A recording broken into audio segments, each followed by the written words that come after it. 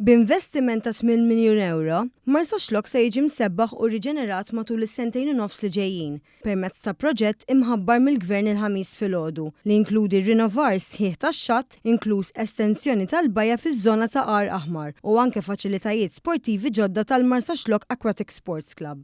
Il-proġett li se jkun qed isir fuq medda ta' aktar minn 2500 metru kwadru jara li jinħolqu żewġ pixxini ġodda, waħda għall-komunità u oħra għat-taħriġ tal-water polo li se tkun konformi mal-standards internazzjonali. Se ssir ukoll clubhouse li tinkludi gym, fitness center, kmamar għall-atleti, restorant u spazji oħrajn għall-attivitajiet komunitarji. Il-proġett għandu wkoll valur storiku u soċjali. Id-dettalji tal-proġett tħabbru mill-Ministru għat-Trasport l-Infrastruttura Xogħlijiet Pubbliċi Chris Bonnet li qal li dan mhux biss jindirizza t-titrib fiżika meħtieġa fiż-żona imma wkoll jara li joffri kwalità ta' ħajja aħjar, biżjed attività u infrastruttura adattata għaż-żgħażagħ u l-familji. Marsa Xlokk huwa ġojjel, però Marsa Xlokk irdu nibżgħu għalih.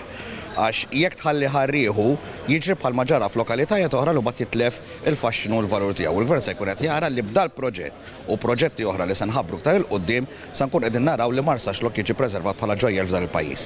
Din ir-reġenerazzjoni se tinqasam f'diversi fażijiet. Bl-ewwel prijoritajiet ikunu l-pixxini u l-bajja l-ġdida li mistennija jitlestew sas-sajf li ġej. Il-bajja se tiġi estiża b'madwar 15-il metru lejn in-naħa t'isfel biex toffri spazju akbar u aktar sigur għall-hawn u għall-familji li jżuruha.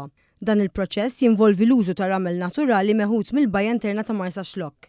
Se jitneħħew ukoll strutturi qodma biex minflok jinbena mol ġdid b'ġebel naturali biex jilqa' l-mewġ u l-kurrenti, waqt li Marsa Xlokk iżomm il-karattru tradizzjonali tiegħu iżda jagħmel pass il quddiem bħala raħal modernizzat, turistiku u adattat għaż-żminijiet tal-lum.